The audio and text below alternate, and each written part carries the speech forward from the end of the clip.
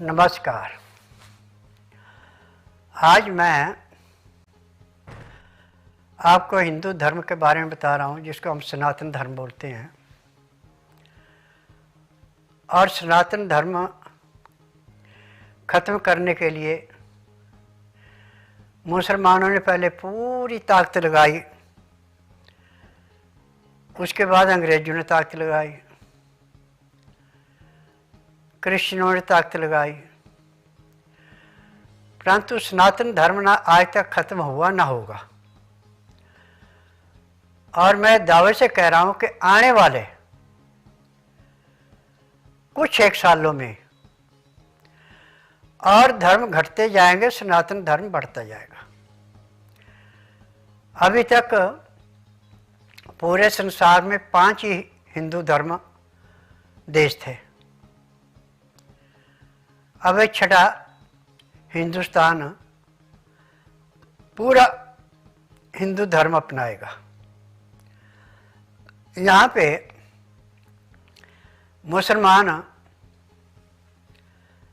जो असली मुसलमान है वो सिर्फ 20% है और सारे नकली है 80% है। और जितनी ये पार्टियाँ बनी हैं, ये सनातन धर्म को मिटाने के लिए एडी से चोटी का जितना मर्जी जोर लगा लें, ये मिटा नहीं सकते।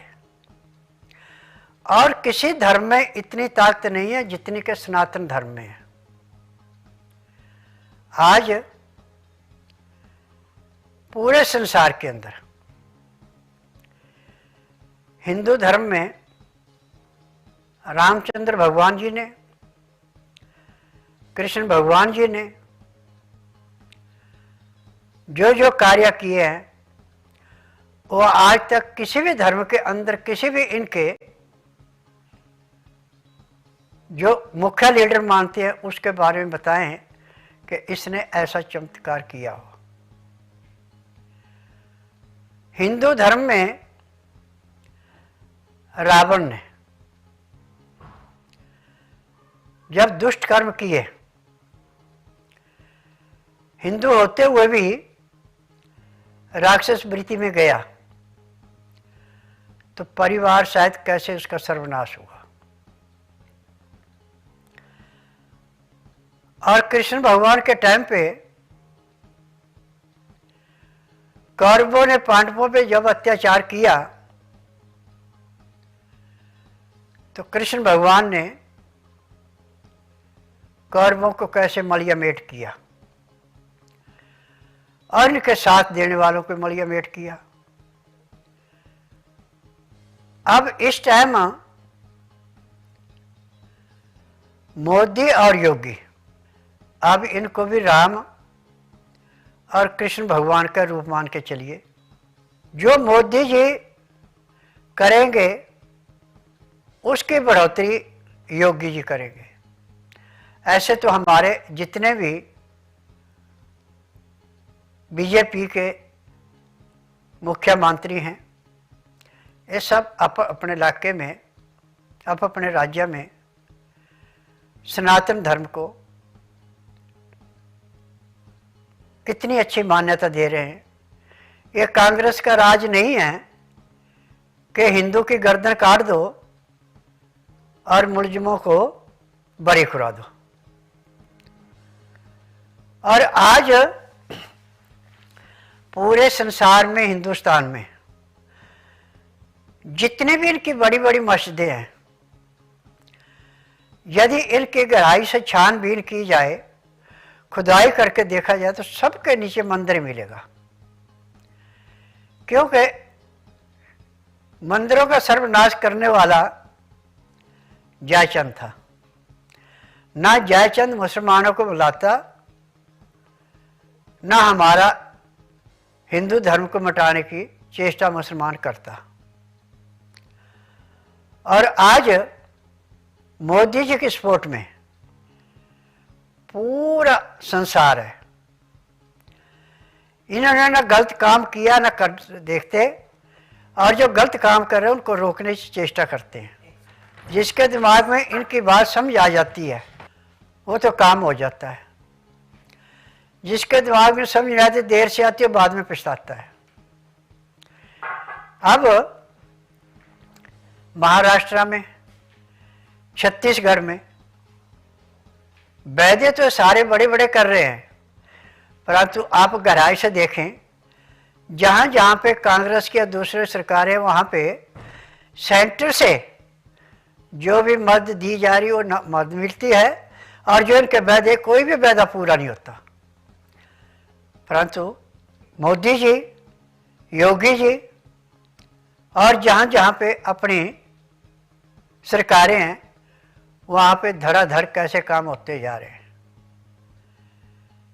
यदि आपके अंदर हिंदुस्तान से प्रेम है तो मैं तो यही कहूँगा कि बीजेपी छोड़ के और किसी भी पार्टी को यदि आपने वोट दिया तो आप ये समझो कि आपने अपने खानदान को नरक में भेजने का इंतजाम कर लिया। कांग्रेस ने 47 से लेके 77 तक राज किया, फिर 80 से लेके 98 तक राज किया, फिर 4 से लेके 2014 तक राज किया। आप एक मिनट का एक काम बता दें कि इन्होंने कौन सी सुविधा हम लोगों को दी है। बल्कि घोटाले इनके बार बार सामने आते गए, इसमें इतना घोटाला किया, इतना, किसी को सजा मिली आज तक। परंतु मोदी और योगी और भी जितने अपने हैं, जहाँ भी थोड़ा सा गड़बड़ काम हुआ वहाँ पे कैसे मलिया मेट करते जा रहे हैं। अब जैसे लोकसभा के चुनाव हुए, यूपी में समाजवादी पार्टी की सीटें क्या बढ़ी, यूपी में तो गदर शुरू कर दिया। परंतु योगी की सूझबूझ ने अब कैसे उनका मलिया मेट किया। यदि हम अपने सनातन धर्म को मान के चलते हैं, हिंदू धर्म को अपनाते हैं, तो कठिनाइयाँ हमें भले कितने आए, परंतु हमें सफलता से सीढ़ी चढ़ने से कोई नहीं रोक सकता। और इनमें तो ऐसा है कि थोड़ा सा ऊपर चढ़ा के एकदम नीचे धर्म। समाजवादी पार्टी में मुलायम ने कितने कुकर्म किए, और आगे बेटा जो बैठा अखिलेश, जो अपने आप को कहता हो कि मैं ही सब कुछ हूँ, कितने घोटाले किए,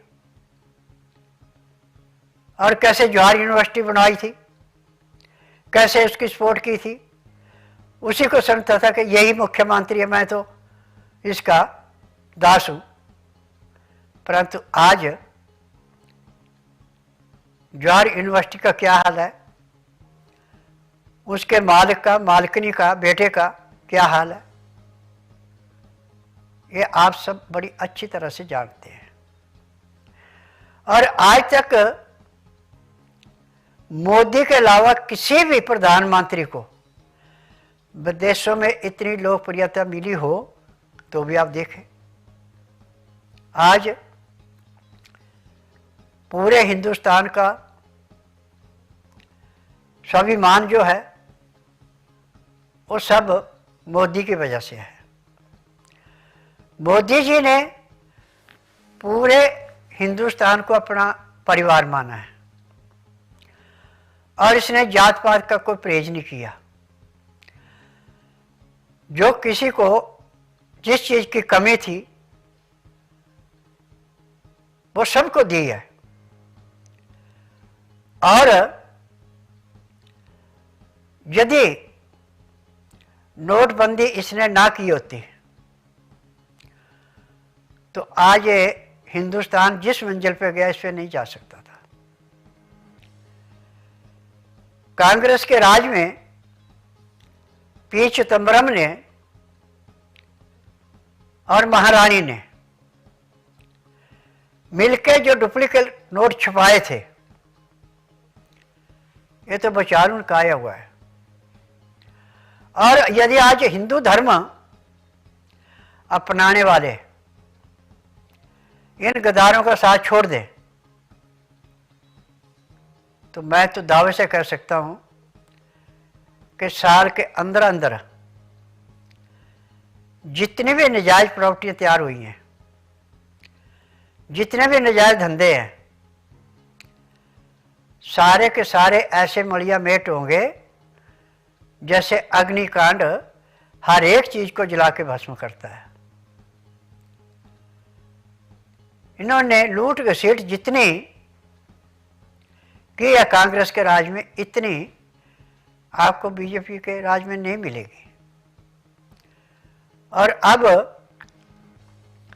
जैसे योगी जी ने यूपी में सब नौकरशाहों की,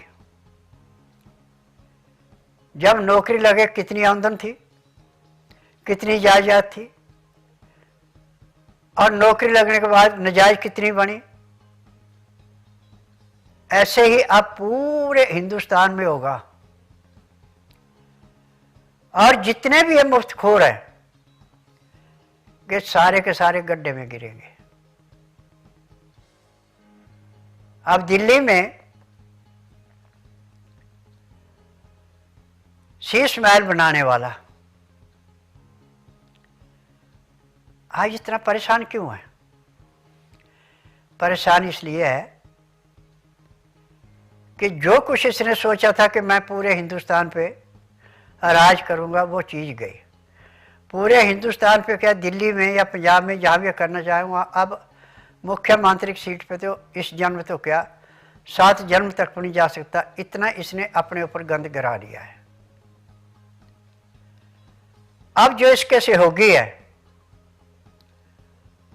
वो भी इसको अब अच्छी तरह से नमक मिर्च लगा रहे हैं। और इनके पांव क्यों चाट रहा है, तलियां क्यों चाट रहा है? यदि इसके अंदर इंसानियत होती तो दिल्ली में सड़कों का, स्कूलों का और जमुना का इतना बुरा हाल नहीं होता। परंतु इसने अपनी ऐसी के लिए, परिवार को ऐसी कराने के लिए जो भी कर्म किए हैं वो सब जो मामडन करते थे उसी काम को कर रहा है। और सबसे बड़ी विशेषता है कि जितनी मस्तियां थी सबको पैसे बांटता था और कहता है कि मैं झुंगी झोपड़ी में रहने वाला हूं। और जब आया था कहता मैं 2 कमरों में गुजारा करूंगा, मैं अपनी कोई किसी किस्म की मदद नहीं लूंगा, न बत्ती वाली गाड़ी लूंगा और न अपनी सिक्योरिटी रखूंगा। आज 2-2 सिक्योरिटी कैसे रखी थी? आज भी 2 किश्ती में पांव रख के कैसे चल रहा है? पंजाब में और दिल्ली में जो इसने सर्वनाश किया, इसकी सजा तो उसको भगवान बड़े अच्छे ढंग से देगा। और जो पहले मफलर डाल के गले में चलता था, अब देखना जनवरी फरवरी में वो ही हाल होने वाला है। फरवरी में कहता है कि मैं इलेक्शन लड़ लूंगा। अब इसको पैसा देने वाला कोई भी मेंबर नहीं मिलेगा ऐसा जो इसको पैसा देके वोट लड़ने के लिए तैयार हो। इलेक्शन लड़ने के लिए कोई तैयार नहीं होगा। और जितने इसके पुराने हो सब इसकी पार्टी से निकल जाएंगे या किसी और पार्टी में ज्वाइन कर लेंगे या खुद अपनी अलग पार्टी बना लेंगे या आज़ाद होकर लड़ लेंगे। परंतु इतनी बात मैं दावे से कह देता हूँ कि जिन जिन आम पार्टी से आके कहीं भी जाएंगे उनको भी पब्लिक स्वीकार नहीं करेगी, क्योंकि उनको पब्लिक को पता है कि जिसने ठगी का काम किया है, अपना घर देखा है, उनका कभी भी भला नहीं कोई नहीं करेगा। अब पटेल जी जब भी किसी भी स्टेट को जाते थे और उसको अच्छी तरह समझा के हिंदुस्तान में मिला रहे थे, वहीं पे कश्मीर में जवाहरलाल जी खुद गए, जहाँ पे जाके सर्वनाश किया। एक देश के दो झंडे कैसे हो सकते हैं? अब जो इन्होंने कहा था कि हम 370 दोबारा लाएंगे, 35 ये दोबारा लाएंगे, तो इस जन्म तो क्या, ये 7 जन्म में तब नहीं आएंगे। और लाने हैं 35A 370, तो जाके पाकिस्तान में बैठ जाएं।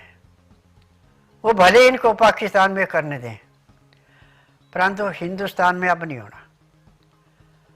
और जो इन्होंने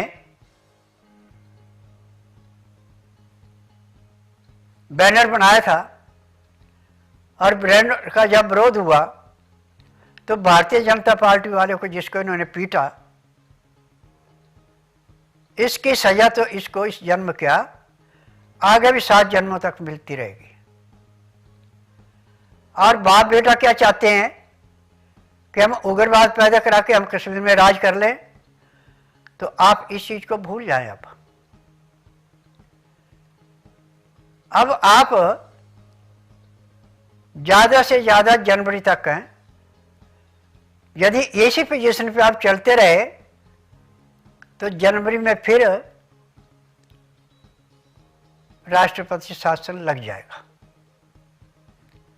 इसको कोई नहीं रोकेगा। अब जो घपले आपने किए जीतने के बाद,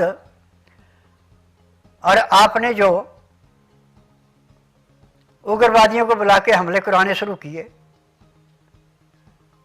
और अपने घरों में उग्रवादियों को रोकना शुरू किया, इसकी सजा भगवान भी आपको देगा। आप खुदा कहते हैं, हम भगवान कहते हैं, चीज एक ही है। कान चाहे आगे से पकड़ो चाहे पीछे से पकड़ो, उतना ही आपको कष्ट भोगना पड़ेगा जितना आप पीछे से कान पकड़ेंगे। आज आप ये चाहें कि मैं कश्मीर का मुख्यमंत्री बन गया, तो आप इसको भूल जाएं। जो दुर्दशा केजरीवाल की हुई वही आपकी भी होने वाली है, क्योंकि आपके जहाँ जहाँ भी आपने सहयोग किया है, जिनको बुला के आपने उग्रवाद पैदा कराया, वो सारे के सारे आपके कारनामे सामने आ रहे हैं। जो जीवित उग्रवादी पकड़े जा रहे हैं वो आपकी सारी पोलें खोल रहे हैं।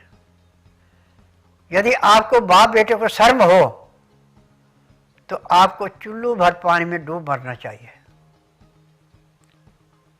आप लोगों ने सिर्फ हिंदुस्तान को बदनाम करने का काम किए हैं, हिंदुस्तान को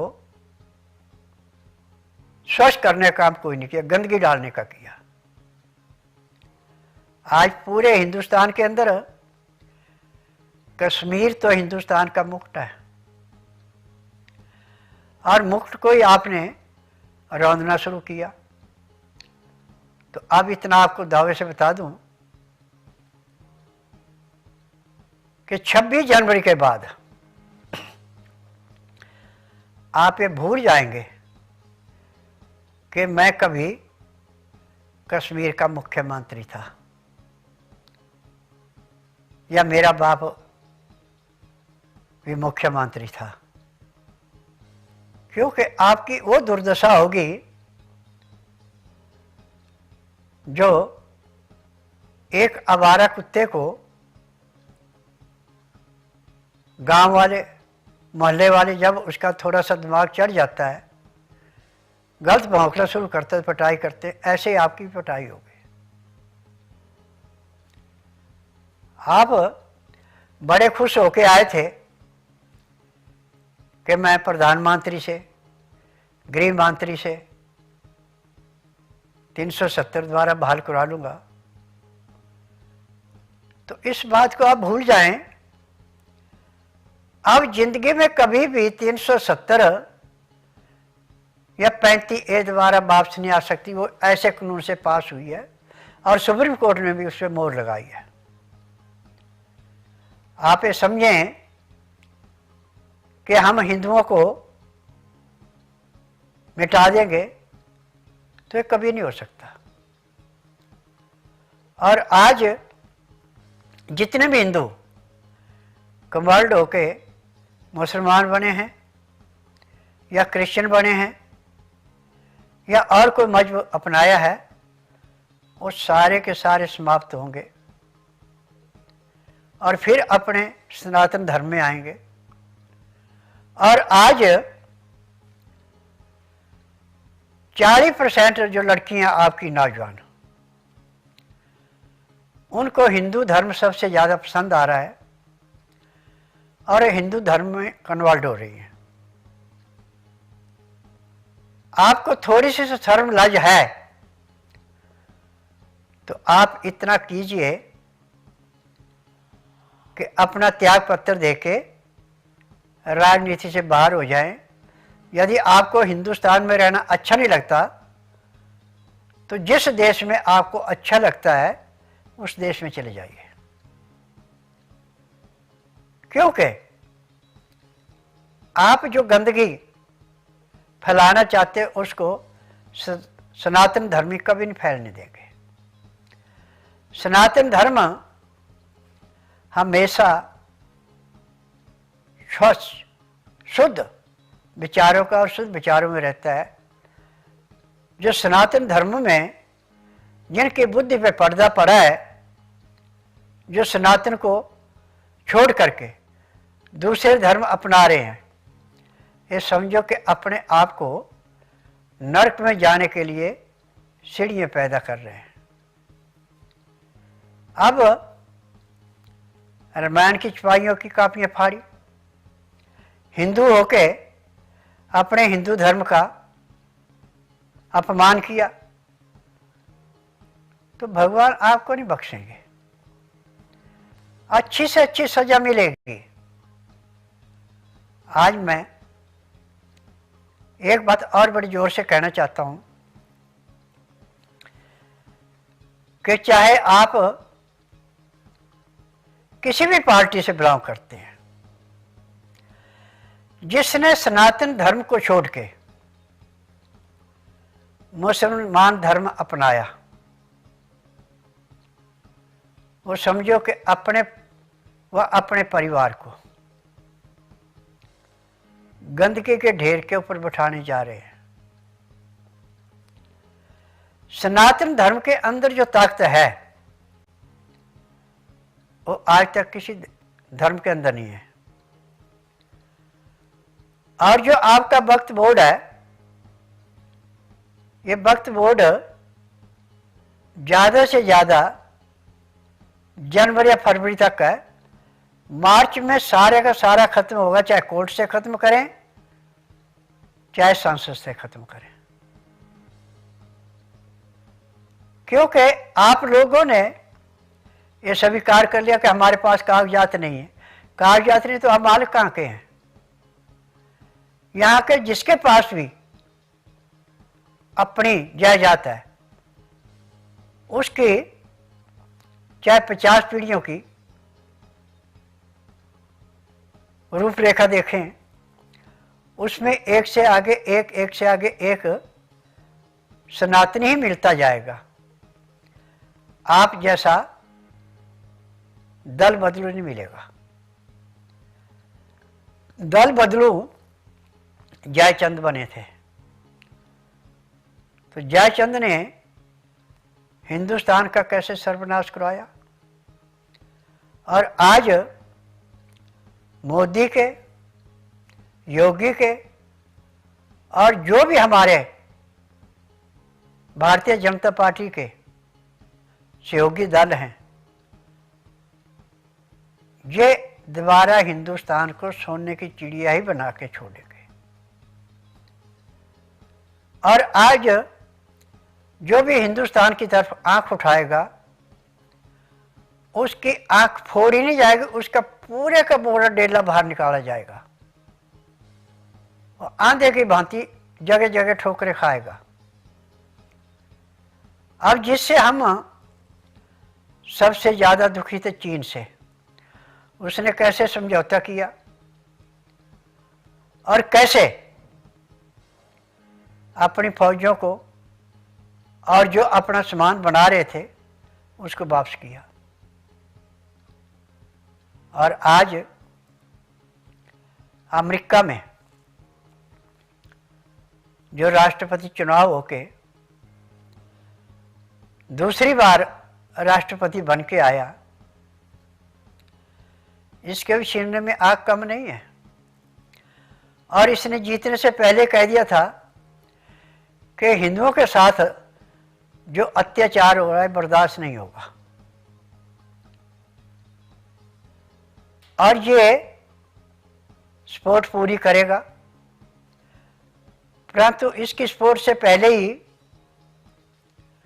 मोदी जी ने जो कर्म किए हैं, इन कर्मों से पूरे संसार के अंदर मोदी को आदर सत्कार से आप देख सकते हैं कि कैसे इसकी लोकप्रियता बढ़ती जा रही और हर एक देश इससे कैसे प्यार कर रहा है। और इसका लेन देन कितना साफ है। कांग्रेस के टाइम पे कांग्रेस कितना कर्जा छोड़ के गई थी लूट करके, परंतु आज कर्ज मुक्त होके कितने देशों को रोग मुक्त और भूखमरी से बचा रहा है। कांग्रेस के राज में हिंदुस्तान में भूखमरी ज़्यादा रहती थी। ये तो लाख लाख शुक्रिया लाल बहादुर शास्त्री जी का, जिसने गद्दी संभालने के बाद पूरे हिंदुस्तान से कहा था कि एक दिन का व्रत रखो। तो ढाबे होटलों वालों ने भी एक दिन के लिए होटलों पे खाना बनाना, ढाबों में खाना बनाना बंद कर दिया था। आज हिंदुस्तान आत्मनिर्भर है और खुद अपना पेट पाल के दूसरों को पेट पाल रहा है। ये सारी सनातन की देन है। अब शास्त्री जी ने जो श्री वास्तव उनके नाम के आगे लगा था वो हटा दिया था। यह हटाया इसलिए था कि वो जात पात को नहीं मानते थे। वो कहते हैं धर्म कोई भी है, जात कोई भी है, हम सब एक हैं। परंतु जो जयचंद थे इन्होंने इसका उल्टा मतलब निकाला। और शास्त्री जी यदि 2 साल और जी गए होते, ताशकंद में उसको जहर दे के न मरवाया होता, तो शायद शास्त्री के बाद हिंदुस्तान से उसी टाइम कांग्रेस समाप्त हो जाती है। क्योंकि जितने भी इसके बाद प्रधानमंत्री बने, किसी ने भी देश के ऊपर निगाह नहीं उठाई। जो जैसे भूखा मरता मरने दिया। परंतु 1977 में जो इमरजेंसी 75 में लगाई थी इंदिरा ने, 77 में ख़त्म हुई थी। उसके बाद 2.5 साल जो राज बीजेपी ने किया, उसका असर आपको 1998 से 2004 तक दिखा। 4 में सिर्फ अटल जी इतनी गलती कर गए कि लाल कृष्ण आडवाणी जी के कहने पे नवंबर के बजाय मई में इलेक्शन करवा लिया, जिसमें कि ये अपनी गंदी चाल में कामयाब हो गए। परंतु कुदरत की देन है कि 2014 में मोदी को, जिसको आप इतनी बुराइयां करते थे, चाय बेचने वाला क्या करेगा, परंतु चाय बेचने वाले ने जो करके दिखा दिया, वो कांग्रेस कभी सपना में नहीं देख सकती थी, दूसरी पार्टियां सपना में नहीं देख सकती। और जितने भी दक्षिण की पार्टियां हैं और कांग्रेस, इन्होंने सबसे ज्यादा नुकसान किया हिंदुस्तान का। यदि हिंदुस्तान, जो हमारे मंदिर हैं, गुरुद्वारे हैं, यदि इन पे देख रेख करने वालों के रवैये ठीक होते और अपनी जान भले कुर्बान कर देते, इन गद्दारों को कब्जा न करने देते, तो भी आज हमारे हिंदुस्तान का हाल नहीं होता। अब इंदिरा ने भिंडरावाले से उग्रवाद पैदा करवाया था और फिर इंदिरा ने उसको मारा और उसके सांप ने इंदिरा को मारा। 1984 में इंदिरा के मरने के बाद कितने सिखों को खत्म कराया था, जिसमें HKL भगत, जगदीश टाइटल और बहुत से नेता थे ऐसे, जिन्होंने खुले छूट दी कि जहां भी सरदार मिलता उसका कत्ल कर दो। तो आज जो खालिस्तान की मांग पड़ी है, ये भी सारी उसी की देन है। और जब राजीव से पूछा था तो उसने कहा था कि बड़ा पेड़ गिरता है तो उसके नीचे कितने मलिया मेट होते हैं, वही इसमें है। इंदिरा के मारने की जो जनता में आग लगी है, उसको बुझाने का काम कर रहे हैं, परंतु ऐसा नहीं था। ये एक बहुत बड़ी साजिश थी। ये साजिश इतनी गहरी थी कि जिसने आज तक हिंदुस्तान को खोखला किया। एशियन गेमों में कितना घपला हुआ था। और यदि आप किसी भी संस्था में काम कराने जाते थे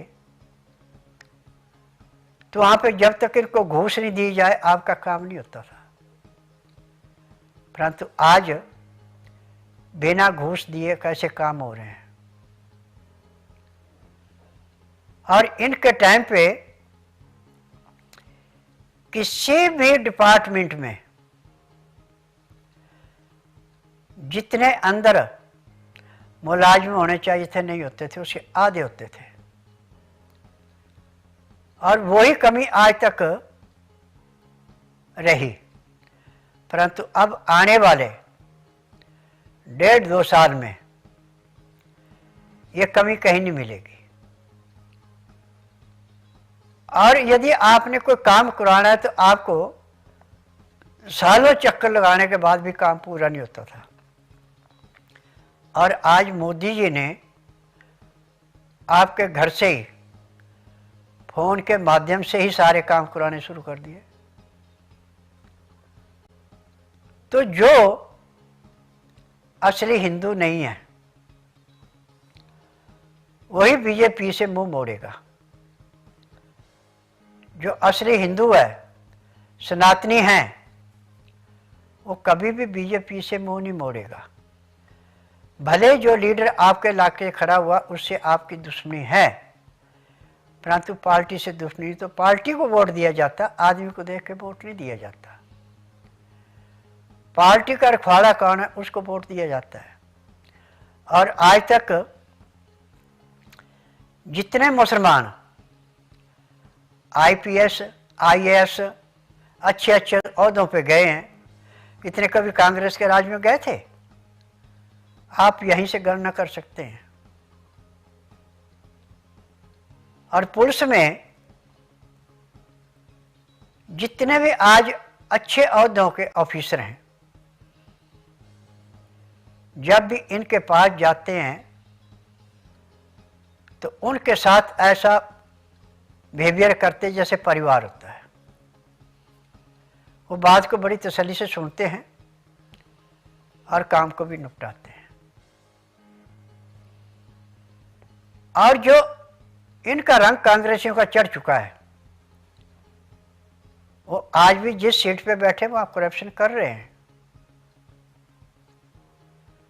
ऐसे गुपचुप तरीके से करप्शन कर रहे हैं कि वहां पे नहीं, या तो कोई बिचौलिया बीच में रखा उसके पास, या फिर अपने घर में बुला के। और जो भी आपको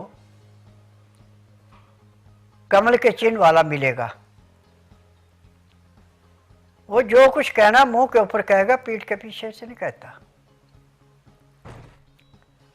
इंदिरा जब 1977 में हारी थी तो कैसे घाट घाट पे घूम के कह रही थी कि मेरे साथ अन्याय हुआ है, जबकि अन्याय उसने किया था। 1975 में जब इसने इमरजेंसी लगाई तो जितने भी इसके खिलाफ थे या तो जेल में डाल दिए या फिर ऊपर भेज दिए। अब इंदिरा भी मुसलमान थी, मुसलमान से शादी की थी, परंतु ना तो उसने मुसलमान धर्म को अपनाया न हिंदू धर्म को अपनाया। वो भी एक किस्म की आवारा थी।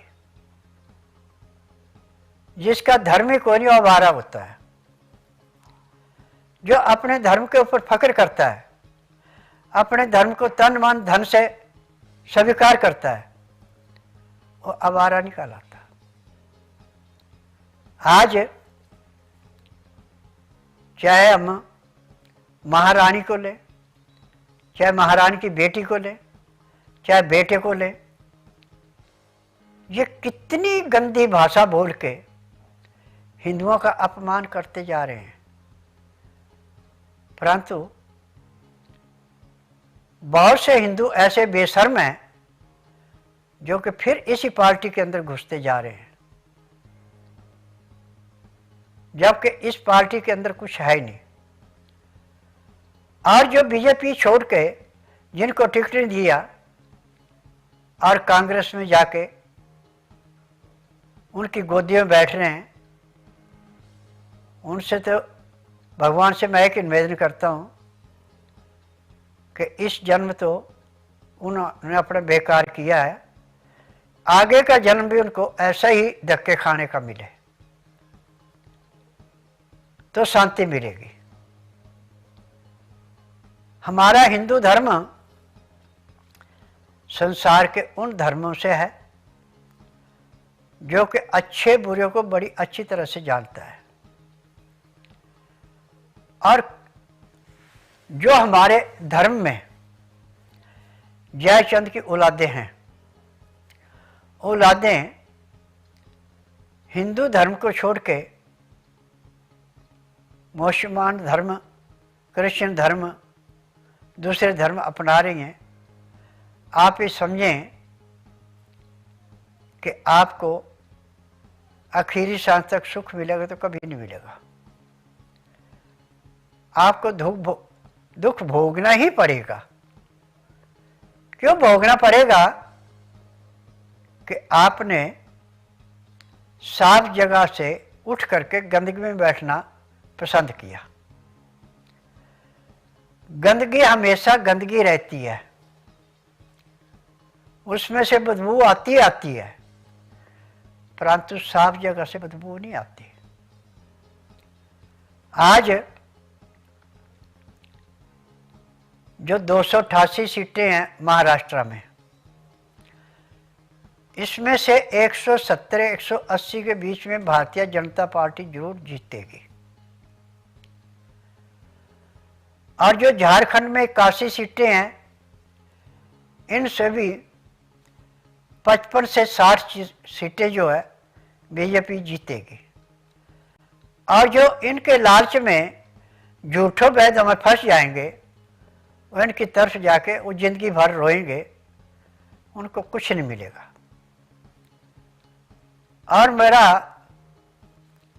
उन मुसलमानों से निवेदन है कि जिस बर्तन में खाया जाता है उसमें छेद नहीं डाला जाता। जो अधिकार, जो सुख सुविधाएं आपको मोदी जी दे रहे हैं और दी हैं, ये आज तक आपको कांग्रेस ने कभी नहीं दी, आपको तृणमूल ने कभी नहीं दी, डीएमके ने कभी नहीं दी। परंतु जैसे शीश महल में बैठने वाला आज फिर दर दर की ठोकरें खाने के लिए मजबूर हो गया। अपनी पार्टी में जिसके ऊपर थू थू हो रही है, यही हाल आप सबका होना है जो कि सनातन धर्म को छोड़ के दूसरे धर्म में जा रहे हैं। आपका चाहे अपने परिवार का ही है जो सनातन धर्म के खिलाफ है, उसको कभी वोट मत करिए। यदि उसको वोट करते, उसकी सपोर्ट आप करते, तो आप भी अपने आप को नरक में डालते जा रहे हैं। और नरक की गंदगी में जब कोई फंस जाता है तो जितनी मर्जी चेष्टा करे बाहर निकलने की, और निकल नहीं सकता। और आज महाराष्ट्र में, पूरे हिंदुस्तान में बीजेपी ने पानी का, बिजली का, रोड का, रहन सहन की सुविधा जो मोदी ने और गडकरी ने दी है, वो आज तक ना आपको किसी ने दी है, और मैं आशा करता हूँ कि आगे देने वाला ऐसा कोई बहुत ही कम मिलेंगे जो कि गडकरी जैसा या मोदी जैसा काम करके दिखाएंगे। योगी जी जहाँ भी जाते हैं वो सच्ची बात कह देते हैं, बड़ी कड़वी लगती है जो दोगली चाल वाले हैं, जो मुंह में सांप है। अब योगी जी को पाकिस्तान की जनता और भी देशों की जनता कैसे मांग रही है कि हमें उधार दे दो, तो लीडर कभी किसको उधार नहीं दिया जाता, उसके अन्याय बनाए जाते हैं। जो उस जैसा सच्चा है उसको उसके प्रभाव में डाल करके वो अपनी पब्लिक को उसी सुविधा दे सकता है जैसे योगी और मोदी दे रहे हैं। जो राजा प्रजा की भलाई करता है, प्रजा उसी से प्यार करती है। परंतु जो राजा प्रजा को दुदकारता है और चोर चिक्कों को गले लगाता है, उस राजा का ऐसे सर्वनाश होता है जैसे नदी में बाहर आने के बाद नदी के किनारे साफ होते, ऐसे वो साफ हो जाते हैं। आज पूरे संसार के अंदर जितने भी अपोजिशन के हैं हिंदुस्तान में, इनको रात को नींद नहीं आती, दिन में खाना नहीं पचता, बेचैनी भड़क रही है। और इनमें से 6 महीने के अंदर अंदर आधे तो हार्ट अटैक होके मरेंगे अब, क्योंकि जो इनको सदमा लगता जाएगा उस सदमे से इनका लीवर काम नहीं करेगा, हार्ट का खून गाढ़ा होगा, उसको सफाई करने के लिए ऑक्सीजन पूरी नहीं मिलेगी, और मृत्यु के ग्रास बनते जाएंगे। अब आपने देखा होगा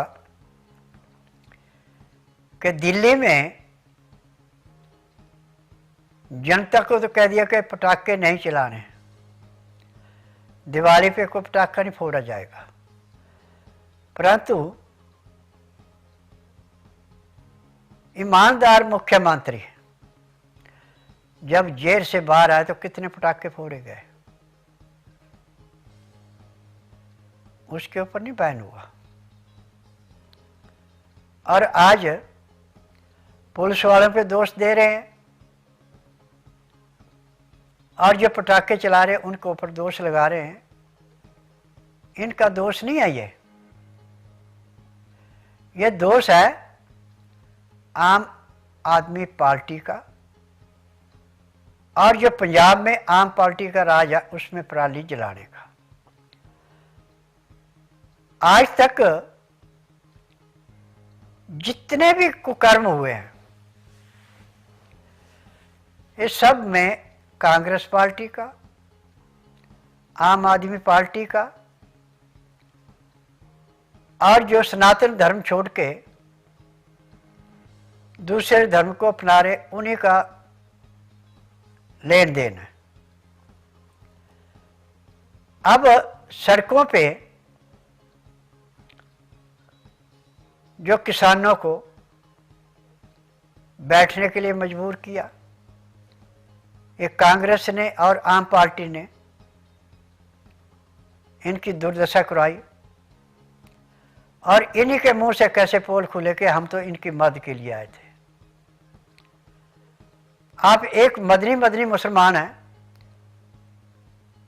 जो कहता है कि मोदी जी को आप निकालो, तो मोदी जी तो नहीं निकलेंगे, परंतु आप अब कब्र में जाने की तैयारी करो, क्योंकि आपसे जो मोदी जी कर्म कर रहे हो बर्दाश्त नहीं होने, आप तो हार्ट अटैक से मरोगे और आपके अनुयायी मुसलमान ही आपको सब सिखाएंगे। जिन मुसलमानों को वक्फ बोर्ड की ज़मीनें कब्जा करा रखी है वो सारे के सारे करोड़पति अरबपति हैं, गरीब को आपने कौन सी ज़मीन दी है, कौन सा दिया है? और आप कह रहे हैं कि हमारी 400 वर्ष पुरानी है या 1000 वर्ष पुरानी है मस्जिद, और नजायज कब्जे हम इनके कागज का हासिल। कागज तो खानदानी चलते हैं, उसका खानदानी सारा रिकॉर्ड होता है, परंतु यदि आपने चोरी करके कोई चीज़ बनाई है, चोरी करके कोई चीज़ रखी है, तो उसका कागज कहाँ से लाएंगे जब कागज बनाई नहीं। और जो मंदिरों को तोड़ करके मस्जिदें बनाई गई हैं उनके कागज कहाँ से लाओगे आप। और इतना मैं आपको बता दूं कि आप डूबते सूरज को मस्तक झुकाते हैं, हम चढ़ते सूरज को झुकाते हैं, परंतु आदर भाव चढ़ते में और डूबते में हमारा एक समान है। और आप हमेशा हिंदुओं के उल्टे चलते हैं। अब दक्षिणी भारत में हम शुक्ल पक्ष को शुभ मानते हैं और कृष्ण पक्ष को शुभ मानते हैं। हम पूर्णमासी को पूर्ण चंद्रमा में उसका आदर सत्कार ज़्यादा करते हैं और ये मौस के चंद्रमा का करते हैं।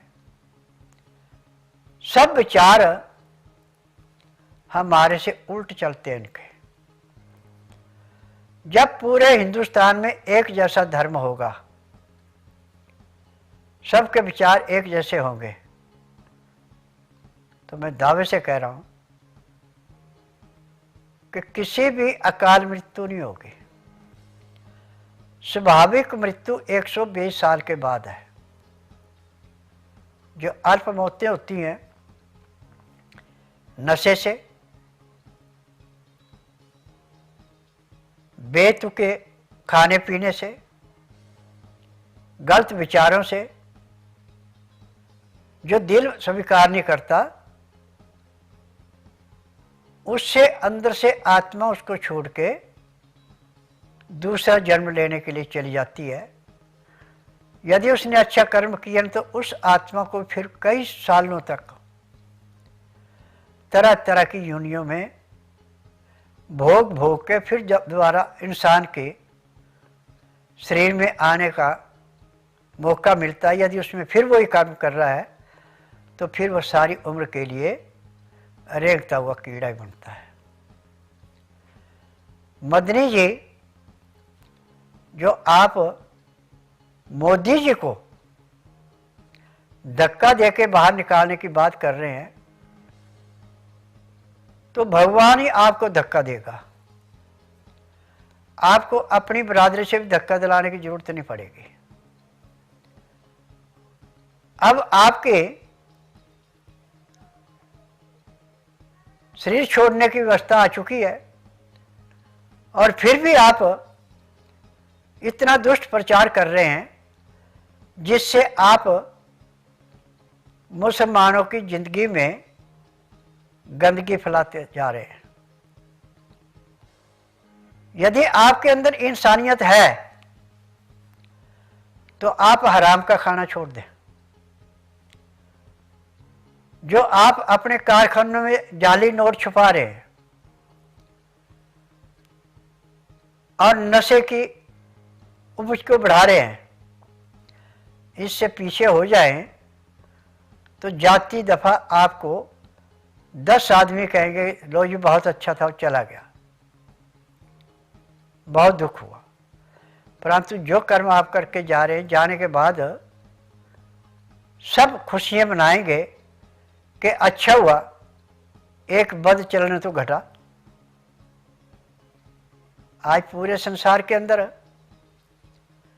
आपने मुसलमानों को नरक में डालने की कोशिश की है। किसी मुसलमान को नरक से निकाला है, किसी गरीब को घर दिया, किसी को आपने राशन दिया, तो आप बताएं। और जो आपके अन्यायी है अखिलेश, इसने तो अपने बाप के नशे के ऊपर अपने 5 साल का राज कर लिया। अब ये चाहे कि दोबारा मैं मुख्यमंत्री बन जाऊं यूपी का, तो इस जन्म में तो क्या अगले जन्म नहीं बन सकता, क्योंकि तेने इतने कुकर्म कर रखे हैं जिनकी गिनती से भगवान के पास भी रजिस्टर भर चुके हैं।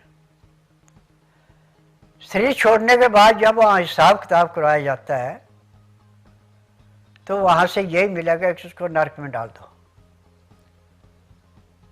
तो फिर कितने साल तक आप नरक भोगेंगे, इसकी कोई गणना नहीं कर सकता। और आपने कौन सा कोई अच्छा काम करके दिया है? एक भी काम बता दें आप कि मैंने यह काम अच्छा किया है, तो भी हम आपको कहेंगे कि नहीं, ये बाप चाहे कैसा है, बेटा ठीक था। जहां पे उग्रवाद हो रहा है वहां पे आपका नाम आ रहा है, जहां पे कोई कांड हो रहा है वहां पे आपका नाम आ रहा है। और अपने झूठ का कि हर औरत को हम जो इतना पैसा देंगे, कहाँ पैसा दिया? और जो शहजादे को साइकिल पे बिठा के आप घुमा रहे थे, वो शहजादा जैसे खुद नदी के बीच में गिरेगा ऐसे आपको भी गिरा रहा है। और आप ये समझें कि 9 सीटों का ये चुनाव है, ये सीटें आप जीत लेंगे तो इस ख्वाब को भूल जाए।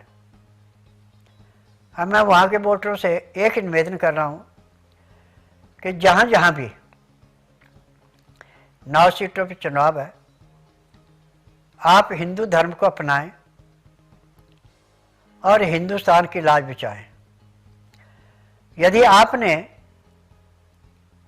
दोबारा समाज पार्टी को वोट दिया तो आप ये समझे कि आप अपने पांव पर कुल्हाड़ी खुद मार रहे हैं, अपने पांव काट रहे हैं। अखिलेश तो एक मोमडन है और इसके टोपी हमेशा मोमडन के सिर पे रहती है। लाल टोपी कम पहनता है, मोमडन ज़्यादा पहनता है। अब राहुल तो मोमडन टोपी पहनता, उसको शोभा देती है क्योंकि माँ क्रिश्चियन है, बाप मुसलमान था, तो बाप का उसको दर्जा दिया जाएगा तो मोमडन ही हुआ। वो टोपी पहनता ठीक भी लगता है, परंतु मुसलमान मुलायम ज़बान से बना था और टोपी कुछ समय उसने पहनी, और आप तो परमानेंट पहनते जब इनके बीच में जाते हैं। और जैसे आपने गरीबों की ज़मीनें लुटा करके जितने भी डकैत से इनसे कब्जा कराया, आज ये ज़मीनें कैसे खाली हो रही हैं। और इन ज़मीनों को खाली कराने से सुप्रीम कोर्ट भी नहीं रोक सका और ना रोक सकेगा। और जितने भी बिना रजिस्टर ये मदरसे बने हुए यूपी में, ये सारे के सारे बंद होंगे और जो इनकी फंडिंग थी वो भी सारी बंद होगी, क्योंकि अब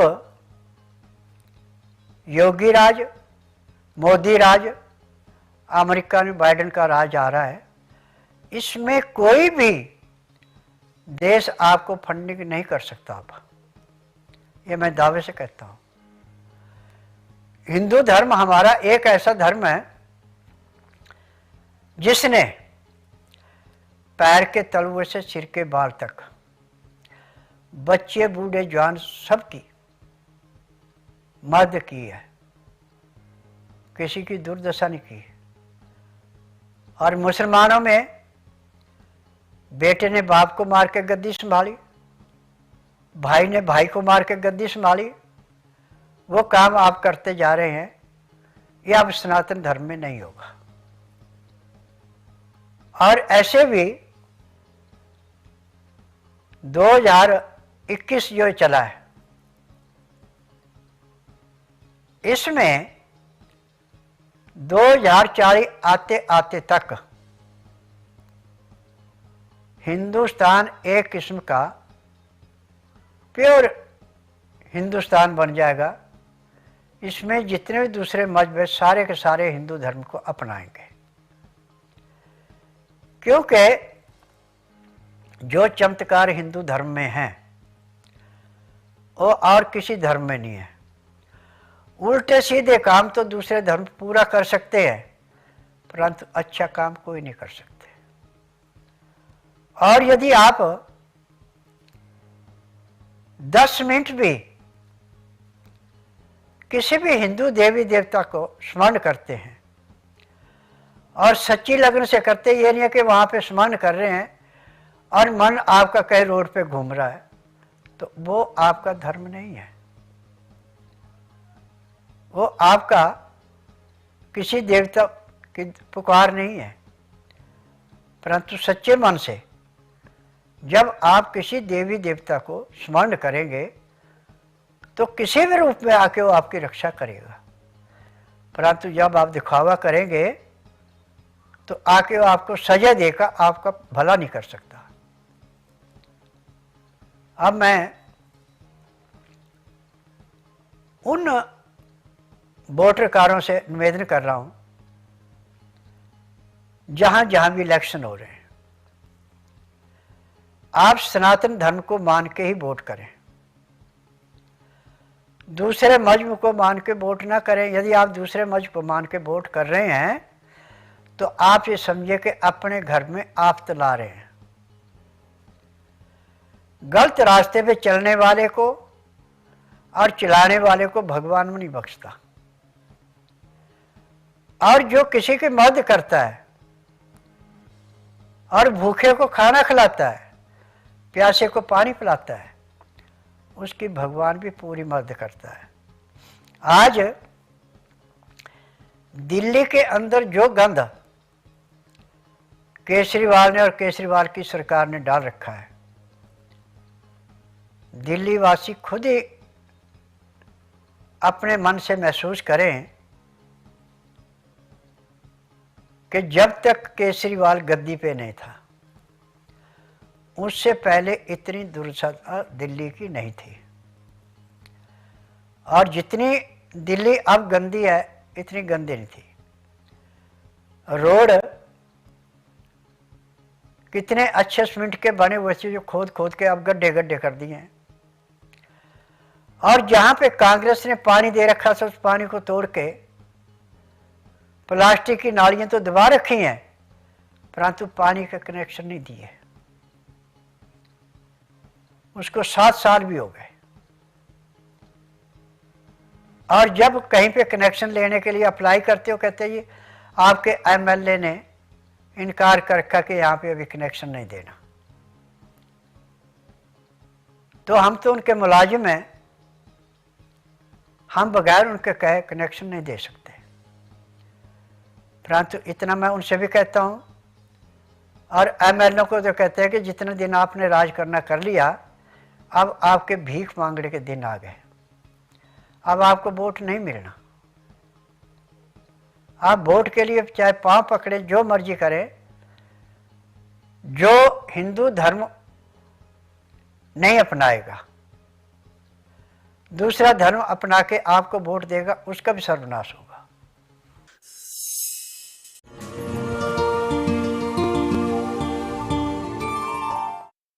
सभी देशवासियों से एक निवेदन है कि मैं नारी वैद हूं।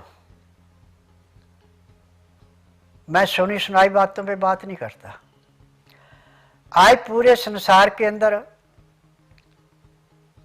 एलोपैथिक, आयुर्वेद, यूनानी, होम्योपैथी, नेचुरल का, इनमें जितने भी डॉक्टर हैं, ये खुद तो दवाइयाँ नहीं बनाते।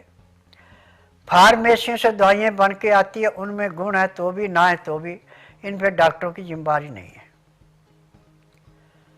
और आज पूरे संसार के अंदर किसी भी रोग की दवाई नहीं बनी जो जड़ से मिटा दे। रोगों को दबाया जाता है, परंतु मेरा एकमात्र आश्रम ऐसा है कि ना तो रोगी को मुंह से बोलना कि मुझे तकलीफ है, और ना ही कोई कागज पत्तर लाना, ना कोई टेस्ट रिपोर्ट लानी, ना परिवार की हिस्ट्री बतानी। यहाँ का नियम है कि बुधवार की मैं छुट्टी रखता हूँ, गुरुवार से लेकर मंगलवार तक नाड़ी परीक्षण करता हूँ। नाड़ी परीक्षण में पैर के तलुए से सिर के बाल तक की MRI, CT scan, X-ray, ultrasound, ECG, sonography, सब कुछ 5 सेकंड में हो जाते हैं। फिर मैं खुद बताता हूँ कि आपको ये बीमारी है, दवाई देता हूँ, रोगी दवाई खाता हूँ, शाम को 4 बजे तक रोकता हूँ, तो उसी दिन उसको 20% आराम परमानेंट मिल जाता है, रोग चाहे कोई भी है। मुझे 10,000 जड़ी बूटियों की पहचान है जिनसे मैं दवाइयाँ बनाता हूँ, और मेरी अपनी फार्मेसी दवाइयाँ बनाने की। ये दवाइयाँ रजिस्टर्ड है, पेटेंट है, इनका साइड इफेक्ट कोई नहीं है। कैंसर की दवाई, किडनी की दवाई मेरी पेटेंट है। तभी मैं कहता हूँ कि आंधे को दिखाना, बहरे को सुनाना, गूंगे से बुलाना, बांझ से संतान उत्पत्ति कराना, न मर्द को मर्द बनाना, अनहोनी को होनी करके दिखाना मेरा काम है। आज मेरे पास पूरे संसार से किडनी के रोग की, जिनको हफ्ते में 2 बार डायलिसिस होता है, जिस दिन मेरे पास आते हैं डायलिसिस उसी दिन बंद हो जाता है। कैंसर के हॉस्पिटल बड़े बनाए गए हैं, ये भी सिर्फ बुच्चड़ खाने, इनमें कैंसर का इलाज नहीं है, अंग शून्य किया जाता है, रोग नहीं करता। मेरे पास 90% कैंसर है, चाहे कहीं भी है, तो जिस दिन रोगी आता है उसी दिन उसको 20% आराम तो परमानेंट मिल जाता है। 15 दिन की दवाई दी जाती है, उससे 40 से 50% आराम मिलता है। 1.5-2 महीने में उसका कैंसर समाप्त होता है, दवाइयाँ बंद हो जाती हैं। मेरे आश्रम की दवाई सारी उम्र नहीं खानी पड़ती, केवल उतने दिन खानी जितने दिन रोग है, रोग समाप्त हो गया, दवाइयाँ बंद हो गई। और खान पान पे ध्यान दें कि एसी का प्रयोग कम से कम करें। खाना जो भी अनाज खाना वो चोकर वाला खाएं, दालें छिलके वाली लें, सब्जियां नरम छिलके वाली खाएं। तो मैं दावे से कह सकता हूं कि जब तक आपके शरीर में सांस, आपको कोई रोग नहीं होगा। परंतु जब छिलका निकाल देंगे दालों का, सब्जियों का, फलों का, तो जो sodium, potassium, magnesium, phosphorus, silicon जिसकी हमें जरूरत है वो तो कूड़े में फेंक दिया, तो आराम कहाँ से मिलना। कचरा जब पेट में भरेंगे और लीवर के ऊपर लोड पड़ेगा, लीवर पचाएगा नहीं, पैंक्री इंसुलिन नहीं बनाएगी, पित्ते में तेजाब बढ़ेगा, तो फिर जाके गुर्दा जो ऐसे ढक जाता है जैसे खड़े पानी पे हरे पीले रंग की काई जम जाती है। अब पेट में पानी भरना शुरू होगा, डायलिसिस शुरू हो जाएगा, जो मर्जी कर ले, परंतु रोग नहीं कटेगा। स्वास्थ्य विचार में जिस दिन रोगी आएगा उसी दिन उसको 20% आराम तो जरूर मिलेगा, और 15 दिन में 50 से 60% आराम मिलता है। महीने 1.5 महीने रोग समाप्त होता है, दवाइयाँ बंद हो जाती हैं। मेरे आश्रम की दवाई सारी उम्र नहीं खानी पड़ती। मुझे 10,000 जड़ी बूटियों की पहचान है जिनसे मैं दवाइयाँ बनाता हूँ, और इन दवाइयों में कोई केमिकल नहीं पड़ता और इसकी एक्सपायर डेट कोई नहीं है। यदि आप नमी से बचा के दवाई को रखते हैं, और कांच की शीशी में जो दवाई रखी जाती है, ये चाहे आपकी 20 साल तक भी दवाई पड़ी रहे, इसमें कोई किसी किस्म का अवगुण नहीं होता, लाभ ही लाभ करती है। और जिनमें केमिकल पड़ा है वो दवाइयों का टाइम रखा है, किसी का 1 साल, किसी का 2 साल, किसी का 3 साल, उसके बाद वो दवाई खराब हो जाती है, खाएंगे तो उसका रिएक्शन होता है। और आज पैर के तलुए से सिर के बाल तक का कोई भी रोग है, बच्चा है, बूढ़ा है, जवान है, मर्द है, औरत है, हर एक का रोग मैं ऐसे समाप्त करता हूँ जैसे जलती अग्नि पतंगे को नष्ट करती है। और आज आपने टीवी के माध्यम से, यूट्यूब के माध्यम से स्वस्थ विचार, घरेलू उपचार, इनमें देखा होगा कि जब रोगी को डॉक्टर हाथ खड़े कर देते हैं, परिवार को कहते हैं आप इसकी सेवा कर लो, अब इसका टाइम आ चुका है, और यहाँ आके उपचार करा के आज वो अपने परिवार का पेट कैसे पाल रहे हैं। और जिन बच्चों को डॉक्टर ने कह दिया कि ये लाइलाज है, इसका पूरे संसार में कहीं इलाज नहीं है, आज वो तीव्र बुद्धि होकर कैसे काम कर रहे हैं। और जिनको लकवा है, मुंह टेढ़ा पड़ा है, आंखें भंगी हैं, उनका महीने 1.5 महीने का इलाज होता है, पूर्ण रूप से स्वस्थ होकर अपना जीवन अच्छा बसर करते हैं। क्योंकि जड़ी बूटियों में हर एक रोग को समाप्त करने की ताकत है। केमिकल उस अंग को सुन करता है जहां तकलीफ है, रोग नहीं काट सकता।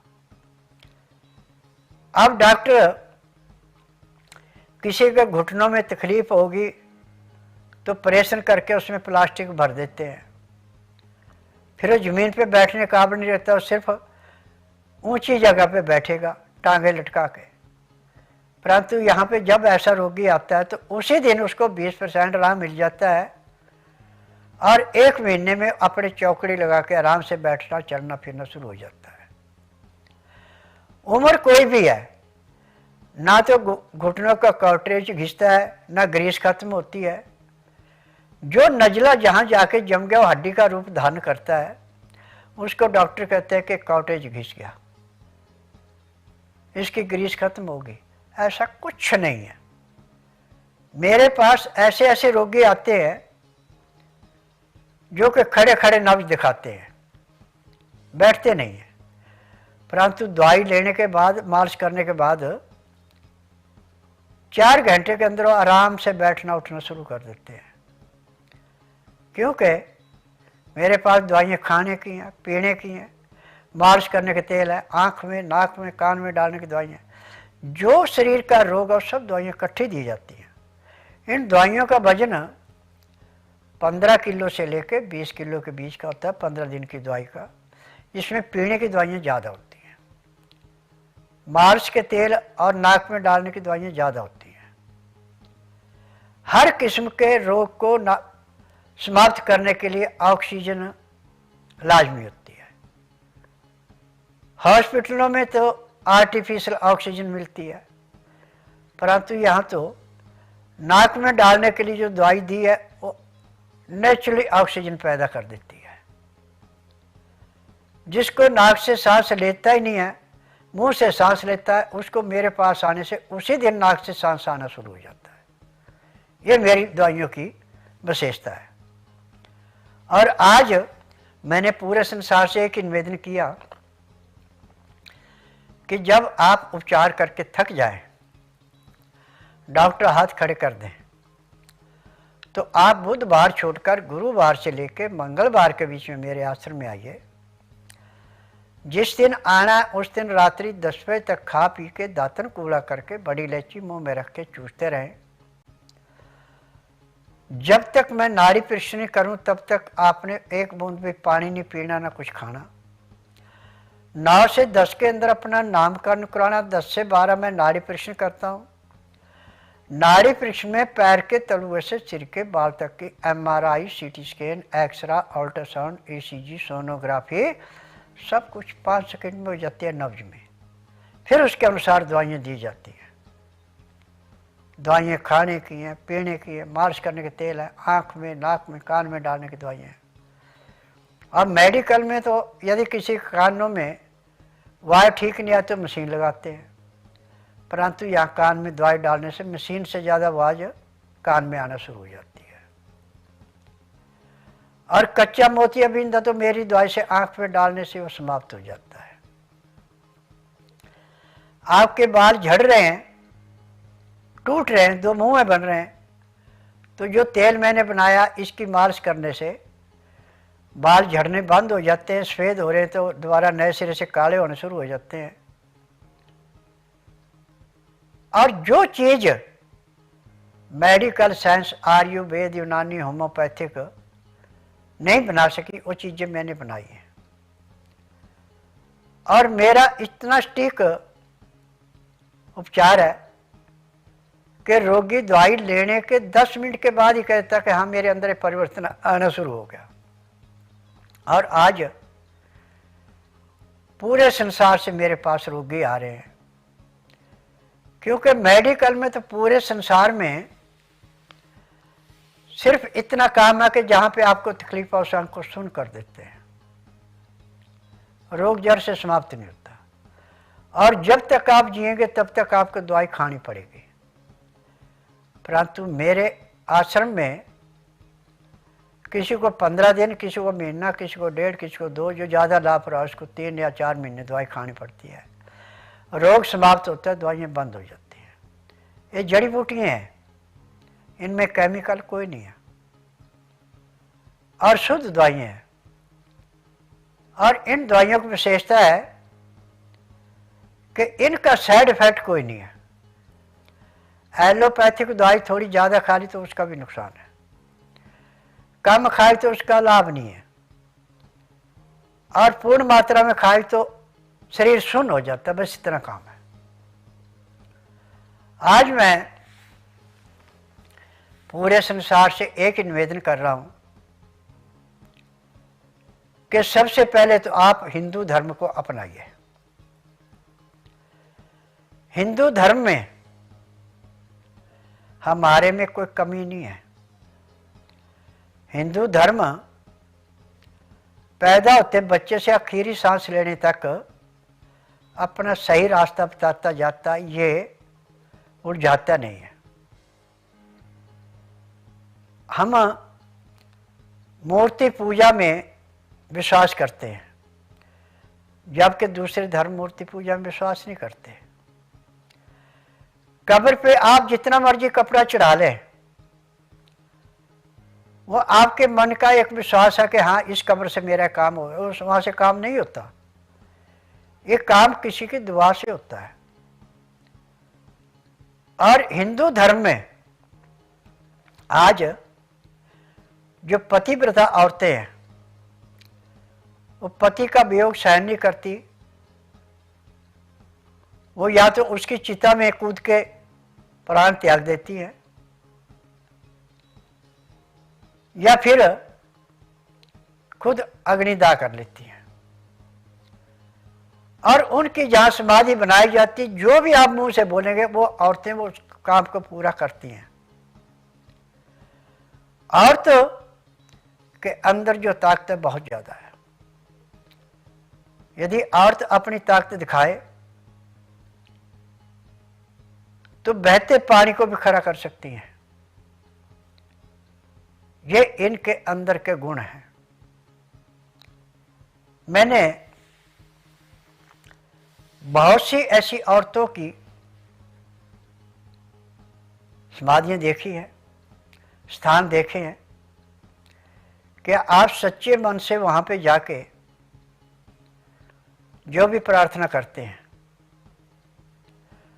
वो आपके घर पहुंचने से पहले ही वो आपका काम हो जाता है। अब राजस्थान में जो माता का मंदिर है, जब पाकिस्तान ने हमला करके वहां पे अपने जहाज़ों से आक्रमण करना चाहा तो देखिए वहां पे कोई नुकसान नहीं हुआ, और मंदिर के पास कैसे पानी बन गया था, और बाद में उन्होंने कैसे माफ़ी मांगी। आप किसी भी मस्जिद में ऐसा चमत्कार दिखाइए। और हमारे जितने भी धार्मिक स्थान हैं, इनमें आप सच्चे दिल से जाके सच्ची पुकार करते तो उसी टाइम आपको हाथों हाथ उसका रिजल्ट मिल जाता है। जबकि गिरजा में या मस्जिद में ये चीज़ नहीं मिलती। और गिरजा में एक काम इन्होंने अच्छा किया कि सिर्फ एतवार को छुट्टी वाले दिन ये अपना वहाँ पे विचार विमर्श करते हैं या पूजा पाठ करते हैं, बाकी आप सारा दिन करें। और मुसलमान जो 5-5 बार नमाज पढ़ रहे हैं और लाउड स्पीकर लगा के अपना भी गला फाड़ रहे हैं, और जो अड़ पड़ोस जहाँ तक आवाज जाती है उनको भी दुखी कर रहे हैं, तो कबीर जी ने बहुत अच्छा कहा था कि पवन पूजे तो हरि मिले, तो पूजू मैं पहाड़, घर की चक्की कोई न पूजे जिसका पीसा खाए, ता चढ़ी मुल्ला बांग दे क्या बहरा हुआ खुदा। तो ये बातें सारी सच्ची है। कबीर भले मुसलमान जुल्हा के घर जन्म लिया था, जन्म तो नहीं लिया था, ये भी एक अवतार थे जो कि जिस औरत ने उसको बच्चा अपनाया था वो गौने के बाद घर आ रही थी, तो जब उसके पति ने कहा कि दुनिया क्या कहेगी कि बिना गौने के बच्चा कहाँ से लाए, तो उसने कितना अच्छा जवाब दिया था कि मेरा बच्चा नहीं, मेरा तो भगवान है, ये मुझे कमल के फूल पे मिला है, और इसको कोई छोड़ के गया या भगवान ने खुद अवतार लिया। उसके बाद जो जो भी उसने कर्म किए, जो जो लीलाएं की, आज हमारी जो स्कूलों में किताबें बच्चों को पढ़ाई जाती उस पर भी इसका सारा विवरण है। और ऐसे भी कबीर पंथियों से, इसको बड़ी गहराई से आप सुन सकते हैं। और यह भी हिंदू धर्म में अपनाया गया है, इसमें भी मोहम्मद धर्म नहीं है। आज हम जिस भी दिशा में जाएं, उत्तर पूर्व, इन दो दिशाओं में हिंदू धर्म सबसे ज्यादा पूजा पाठ करता है। परंतु दुष्ट कर्म करने के लिए वो भी दक्षिण को और पश्चिम को मुंह करता है। परंतु दुष्ट काम करने से वो अपने आप को नरक में डाल रहा है, स्वर्ग में नहीं डाल रहा है। और जो पूर्व और उत्तर मुख करके कार्य कर रहा है, यदि किसी ने अच्छी भक्ति करने वाले ने किसी को साप दे दिया, तो उसको जिसको साप दिया वो मड़िया मेट हो जाता है। और धर्म में इतना नहीं है। और धर्मों में यांत्रिक, मांत्रिक, तांत्रिक शक्तियों को ज्यादा माना गया है। ये किसी का सर्वनाश तो कर सकती हैं, परंतु किसी को डूबते हुए को निकाल नहीं सकती। हिंदू धर्म में इतनी शक्ति है कि यदि आप रामायण में से सुंदरकांड या हनुमान चालीसा नियमपूर्वक सुबह शाम कर रहे हैं, तो आपको जितनी मर्जी भारी से भारी परेशानी आ जाओ, आपकी ऐसे निकल जाती है जैसे पानी का बुलबुला। और गीता जिस घर में रखी है और जिस घर में उसकी पूजा पाठ ठीक हो रहा है, उसमें किसी किस्म का जादू, जानतर, टूना टोटका, भूत प्रेत नहीं आता। जब कोई औरत बच्चा पैदा होने के बाद सूतक रोग से मर जाए तो औरत बहुत ज्यादा तंग करती है,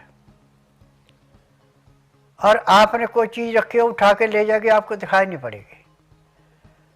परंतु उस जगह पे जहाँ पे वो चीज लेने आती है, चीज को उठा लेती है, वहाँ पे गीता की किताब रखी है, तो वहाँ से चीज उठा नहीं सकती। अब ऐसे कई कहानियाँ हैं, यदि मैं बताने लगूं तो 2 दिन भी बीत जाए, 4 दिन भी बीत जाए, कहानियाँ खत्म नहीं होंगी। परंतु आज भी जो ऐसी अल्प मौतें शुद्ध का रोग होकर मरती है, उनका कर्म धर्म ठीक ढंग से किया जाए तो फिर वो प्रेत जुन्नी में नहीं रहती, दोबारा जन्म लेके अपना जीवन बसर करते हैं।